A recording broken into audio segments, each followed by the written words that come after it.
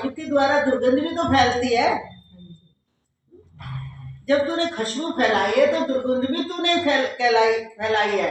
अगर तू खुशबू का श्रेय लेना चाहता है तो दुर्गंध का पाप भी तुझे लगेगा, इसका दंड भी तुझे मिलेगा।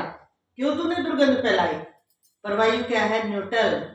अगर हम ऐसे रहे अकृता भाव में, तो इस देह में आकर के सारा व्यवहार करते हुए भी यहाँ का राग द्वेष, हम व्यवहार भी क्या अपनाते हैं? देखो जरा, 5 इंद्रियों के 5 विषय, 5 विषयों के 5 कार्य।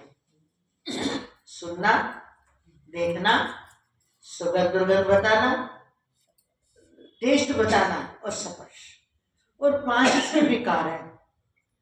5 विकार है। क्या विकार है? काम, क्रोध, लोभ, मोह, अहंकार। किसी कोई भी चीज बनी है ना, उसका कोई विकार भी होता है। किसके है ये? जीवात्मा के नहीं है। ये इन्हीं 5 इंद्रियों के 5 विषय, 5 इसके विकार है। तो हम इस विकार के कर्ता बने हुए हैं।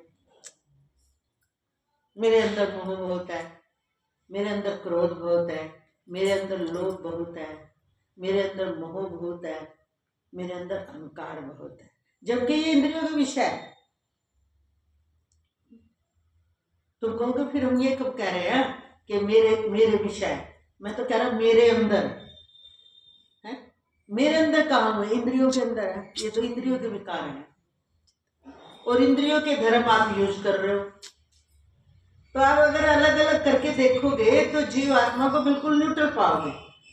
मेरे कान में दर्द है, मेरी आंख में दर्द है, मेरी नासिका में पता नहीं क्या होगा, मुझे सुगंध दुर्गंध आती ही नहीं, मुझे जीभ में पता नहीं क्या होगा, मुझे किसी भी टेस्ट का पता ही नहीं चलता, मेरी स्पर्श इंद्री पता नहीं क्या हो गया, मुझे सर्दी गर्मी का एहसास ही नहीं होता, कठोर या मृदुल का एहसास नहीं होता। ये दोष किस में आए? इन गोलकों में। जो इंस्ट्रूमेंट लगे हैं इनमें आए ना, तब नहीं पता चल रहा ना। हम तो वही है ना।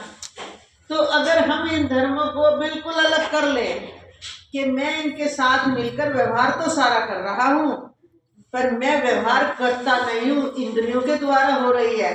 इसलिए भगवान ने बोल दिया कि अर्जुन मैं कुछ नहीं करता, करवाता हूं अपनी योग माया से। योग माया क्या है? चेतन रूपा जीव ये कर रहा है, पर ये भी अकरा करता रहे, मैं कुछ नहीं कर रहा, गुण गुणों में बरत रहे हैं। ये भी तो भगवान ने आगे कहा। गुण, अब गुण गुणों में कौन से बरतेंगे? सतोगुण बढ़ा रखा है तो सतोगुण ज्यादा बरतोगे, रजोगुण बढ़ा रखा है तो रजोगुण की आपकी क्रिया ज्यादा दिखाई देगी, तमोगुण बढ़ा रखा है तो आपकी तमोगुणी क्रिया दिखाई देगी। अब ये रजोगुण कैसे बढ़ता है, तमोगुण कैसे बढ़ता है, सतोगुण कैसे बढ़ता है? ये आ गया संकर प्रभाव से।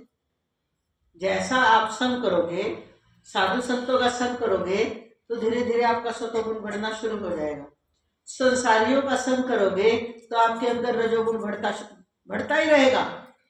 बुढ़ापा आ जाएगा पर रजोगुण खत्म नहीं होएगा। बुढ़ापे में भी यही चिंता सताएगी, क्या होगा, क्या मेरे बच्चों का होगा, क्या परिवार का होगा।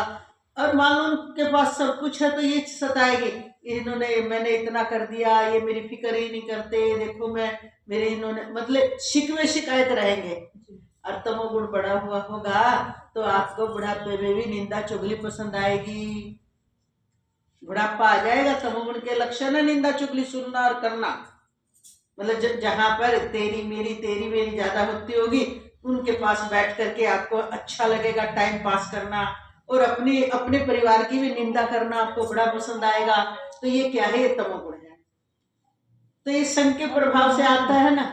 तो संग जिसका करोगे उस गुण का प्रभाव बढ़ जाएगा धीरे धीरे। निंदा चुगली वाले व्यक्ति के पास बैठकर आपको पता भी नहीं चलेगा और आपकी आदत बिगड़ जाएगी। संसार की सारा दिन चिंता चिंतन करने वाले व्यक्तियों के पास बैठोगे, आपको पता भी नहीं चलेगा, आपके हृदय में भी उसी का चिंतन होना शुरू हो जाएगा। उस सतोगुणी व्यक्ति के पास बैठोगे, या तो सत्य की चर्चा, नहीं तो भगवान के नाम का जाप करो भाई। क्योंकि सारा दिन चर्चा भी नहीं की जाती, सारा दिन बार बार विचार भी नहीं किया जाता। इसलिए हमारे संत महान पुरुषों ने सारा दिन गुजारने के लिए क्या दिया? नाम। आदमी सारा दिन नाम जाप से थकोगे तो क्या होगा? बोले विश्राम में जो ज्ञान सुन रहे हो ना, उसको समझकर दिमाग में धारण करके शांत हो जाओ। और जब लगे कि शांत नहीं हुआ जा रहा, अब इधर उधर मन जा रहा है, नहीं शांति से मन नहीं बैठ रहा, तो बोले उसको नाम जाप में लगा दो। अब ये बचाव कौन करेगा? आप ही तो करोगे ना। अगर अपने को नहीं मोड़ोगे, अरे भाई मेरा मन नहीं लग रहा था, मैं थोड़ी देर जाप भी कर लिया, सब कर लिया, ध्यान ज्ञान में भी बैठा था, मेरा मन नहीं लग रहा था, फोन क्यों किया? बोले इसलिए कर लिया, मन नहीं लग रहा था, थोड़ी देर तेरे से बतिया लूं।